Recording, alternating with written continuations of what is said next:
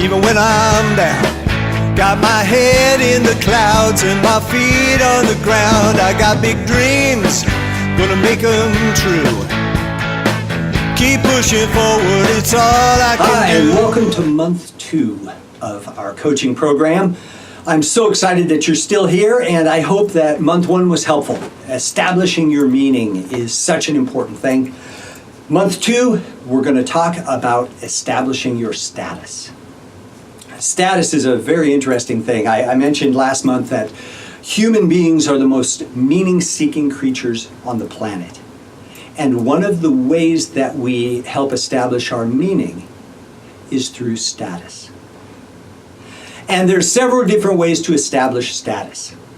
And in this first week, I'm going to talk about status by comparison. This is probably the most common way that we find status. We compare ourselves to others. There's the has and the have-nots. There's the rich and the not rich. There's the elite and the not elite. And it can be frustrating, and it can be really painful. Status has a direct link to your core values. So as you reflect on this video this week, I want you to think about how you establish status, and is it really in alignment with your core values? I had an associate in Portland. It's one of my favorite status stories because, this guy was very well off. He had a VC company and had been in business for a long time. His company owned a Sky King propellered airplane that they would fly around in. And he scored a mega deal that allowed him his life's dream to hit a higher level of status by buying his own private jet. And he bought a Citation 10. And he was so proud of this airplane. And he had gone to the University of Oregon. And the thing that was funny, I know a bunch of people from there. One of the kind of the status-orienting things is during the football season, because the U of O is known for their football team and their football program, is all of the mega rich guys fly their planes into the airport there in Eugene. And everybody looks at everybody else to see what they fly in on. And this guy was going to go from his Sky King to a Citation 10, which was a big step up.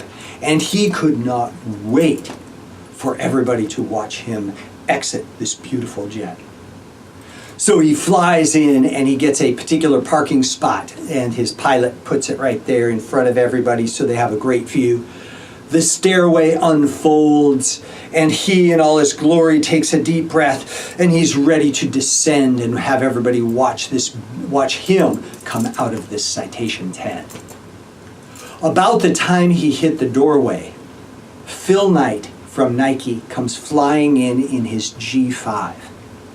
And everybody turned their heads and watched this beautiful G5. It dwarfed every other plane on the tarmac. And nobody got to see my friend descend from his Citation 10. Status by a comparison can be a very confusing and elusive thing. And it's kind of funny because when we do comparison, status by comparison, we're not really dealing with accuracy necessarily, because there's a lot of people that have a lot of stuff that are really rich, and there's a lot of people that have a lot of stuff that are really in debt. So it's not always an indicator of true status. I remember I was in Cabo San Lucas, Mexico years ago, and we were staying in this very swanky hotel. And the ownership was shifting their hotel rooms to timeshares. And if we would listen to their pitch, they would give us a free boat ride or a free fishing trip or a 5-course meal at this very exclusive restaurant. So, I mean, it was about $600 worth of stuff. And I thought, heck, for an hour, I'll do that. And so I listened to their pitch, and it was great, and said, thank you very much. Now, where's our stuff? And they said, oh, we have one more part of our program. And they basically broke us up into groups of 5 and then sent us somewhere into an exclusive room. This was the close the deal room with a salesman. We got on our group got on the elevator, and the salesman, who had a perfectly good watch on, asked one question when the door closed. Does anyone have the time? So everybody lifts their arm up and looks at their watch. And I noticed that he had a watch on, but he wasn't looking at his watch. He was looking at all of ours. And he was establishing status based on comparison. Who had a Rolex or a Cartier? Which women had the biggest diamond rings? He was looking at who he could potentially score that, number one, has the resources, or at least appears to, and number two, who likes to be the flashiest, so they would be the ones that would be most likely to want to show off to everybody and buy a unit. Status by comparison. That's our focus. That's our focus this week. Think about what you value. If the way that you establish status is in alignment with your core values, and are you establishing yourself and others accurately? Sometimes you might be putting yourself a little high. Maybe you underestimate yourself. I know that in some of the healing work that I do, I have people that come to me and they're like, God, I'm so overweight. I need to shift my energy so that I can lose this weight and be more attractive. And I said, compared to what? And it's usually women that are most concerned. And they're like, well, compared to this. And they show me the cover of Vogue magazine. And I'm like, well, first of all, that's airbrushed, photoshopped, and the model is stretched at least 10%. So it's a very unrealistic view of it. And secondly, how many people look like that in the world?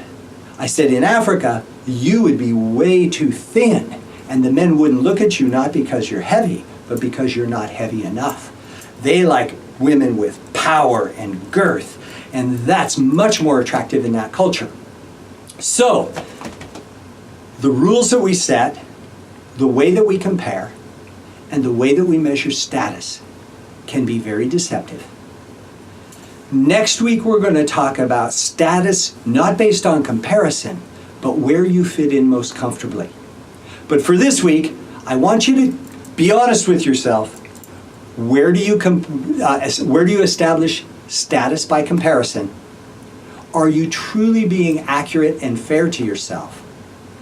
And is the image that other people put off really who they are, including yourself?